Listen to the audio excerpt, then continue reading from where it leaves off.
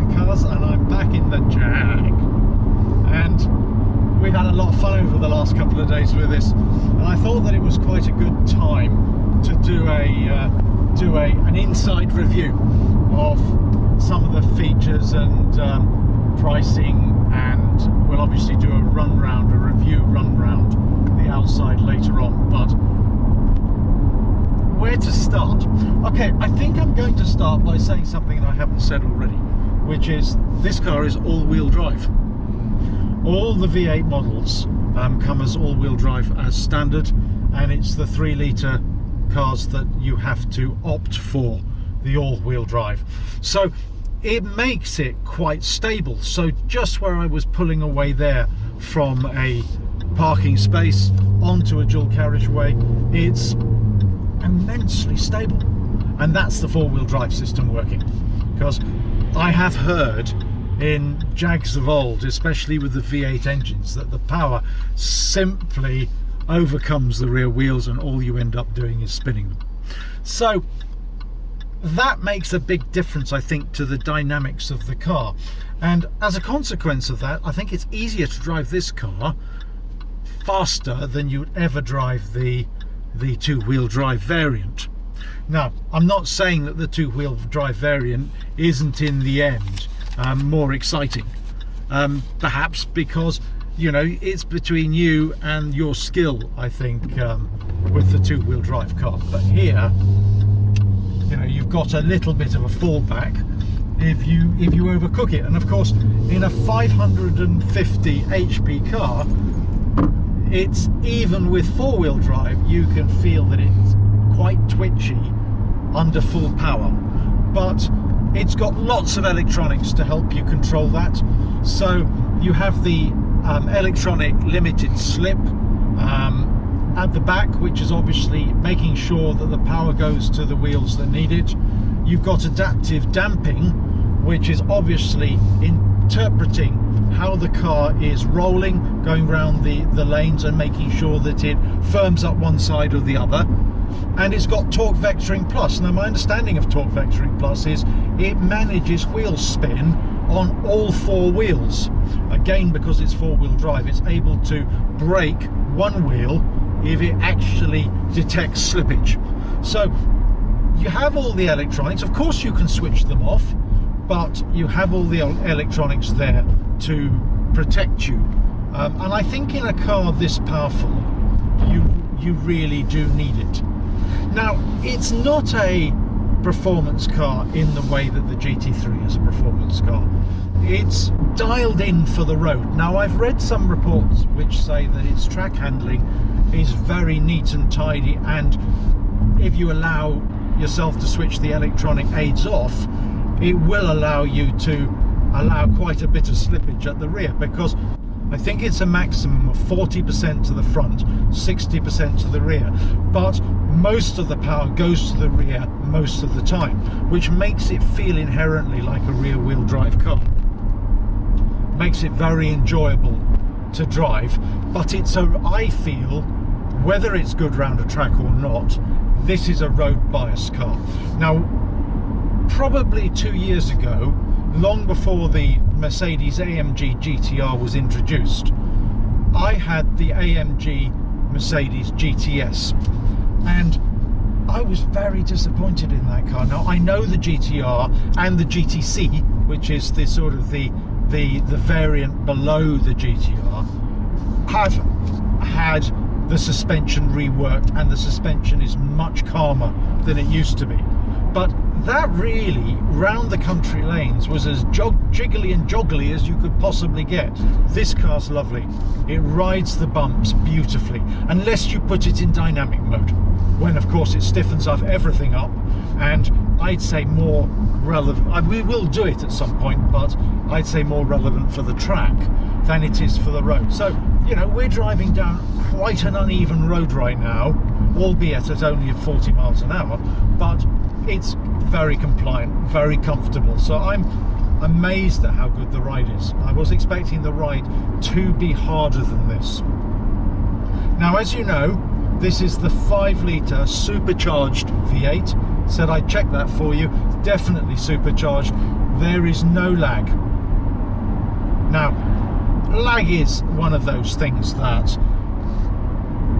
the engineers in the businesses, the car companies, have managed to dial out a lot of the turbo lag on these cars. And if you drive a Ferrari 488, which is a twin turbo, you honestly won't notice that it has a turbo most of the time, but just occasionally you can tell that it's a turbocharged car. This is supercharged. Now, my understanding of the supercharger is it's available all the time, so there's no lag whatsoever, and that's evident when driving. But also, it uses fuel. It's not a car to own this if you're economy conscious. I've filled it up once already, and we're drinking fuel, so I have no idea what it's actually giving me, but certainly below 20 miles per gallon on the type of use. I think you'd probably see 21, 22 on a decent drive, which is a long way below modern generation engines. Our GT3 naturally aspirated engine is giving us 28, 29 if we drive it gently. Now, this is using a torque converter automatic, so it's a standard automatic box, 8-speed. It's not as quick as the twin clutches. I mean, the changes are good without being really brilliant, and it can be a little bit clunky. But I've got to be honest with you, I think the standard automatic rather than the twin clutch suits this car, because it's quite a lazy V8. You get that feeling. It's a sort of a American hot rod type engine, and it's quite lazy in its delivery of power. So as a consequence of that, I sort of feel that the automatic gearbox is absolutely fine with it. Now, whether on a track you'd prefer to have the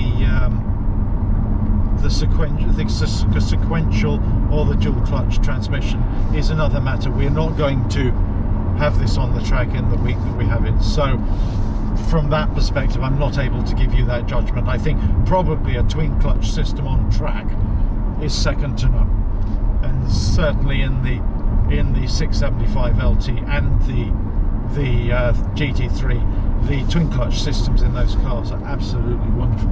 Shows you how far they have come in a fairly short space of time, because the one criticism I might have of our Golf R is that the twin clutch system it's fantastic when you're really powering it, but if you're driving gently, it can be a little bit jerky. So whilst it's fine, the new system in the latest generation Golf, the 7.5 series, is significantly better, and that just shows you, development over time. I think for a Grand Tourer, which this car blatantly is, I think the automatic box suits it very nicely, because if you come out of loud exhaust and you drive this car gently, it's just a lovely place to be. Now, I was talking to my daughter, who was with me in London yesterday, and she and I both decided, although the materials that are used in the Type R F-Type are very nice, so it's all lovely leather, there's nothing really inside the car to make it really stand out.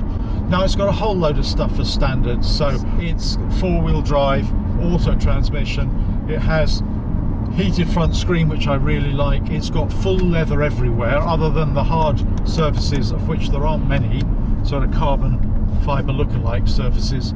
The rest of everything is touch and feely. It really feels nice. The car doesn't rattle, but then again, the suspension is not too hard actually. So has fully electric memory seats and climate control, as you'd expect.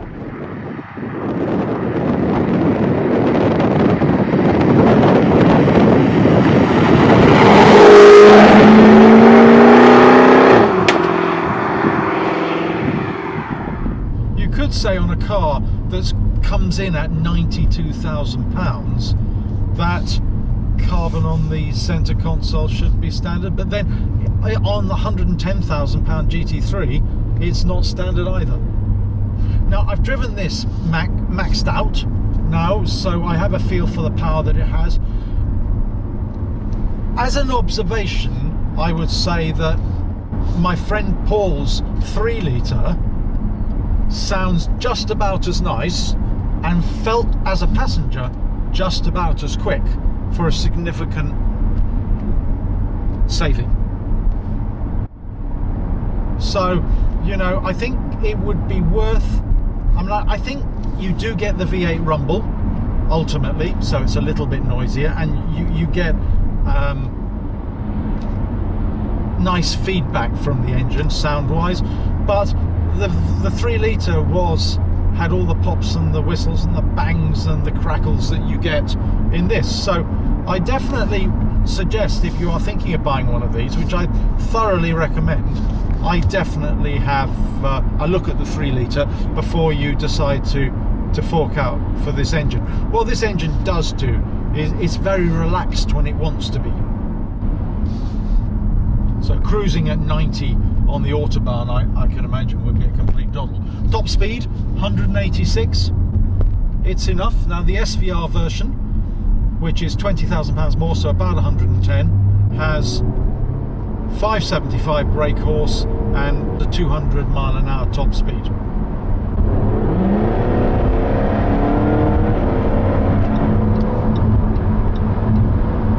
So there's a bit of kick, without a doubt. I don't think it's as fast as the GT3. Now, it should be, because it weighs in as about 1,700 kilos to the GT3's 1,450 or thereabouts. That's with all the fuels and 2-up. Probably about 1,400 without. But I just feel that the thump you get is not quite the same, but it may also be that this is redlined at 6.8, which is sort of in line with a sort of a lazy V8, whereas of course the GT3 is redlined at 9,000. So they are completely different engines. The GT3 feels a little bit more a thoroughbred, but again the GT3 is a track car, and on the road there are many compromises to be made, especially if you're on a longer journey.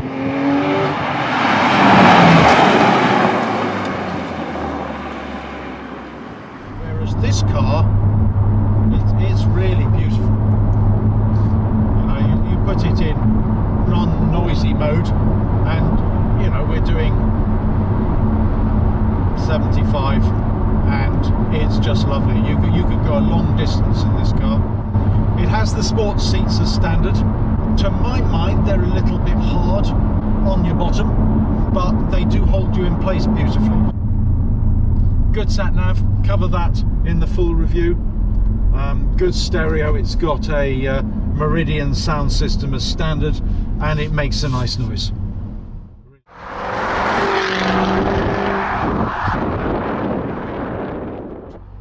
And now, just plonk it into loud mode. Just makes a nice burble when it's standing still. Whether you can hear that or not, I'm not sure, because in truth, it's quite well insulated in here.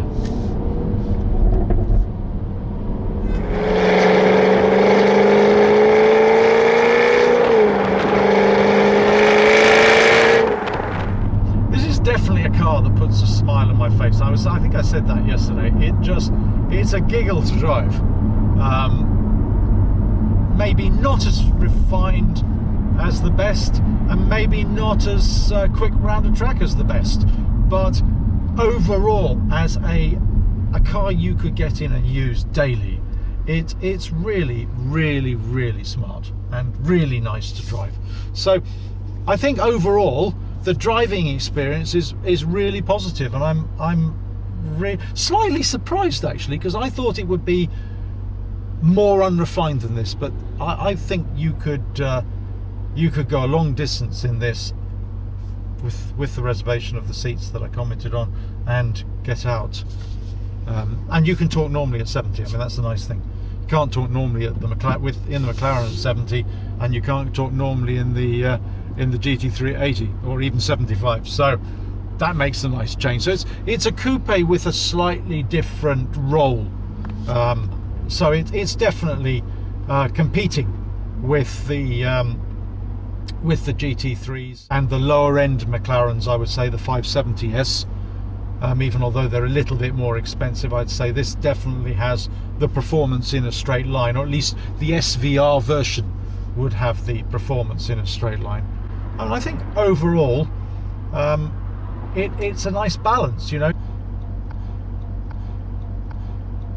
In here, if you've got a jacket, because of the high nature of the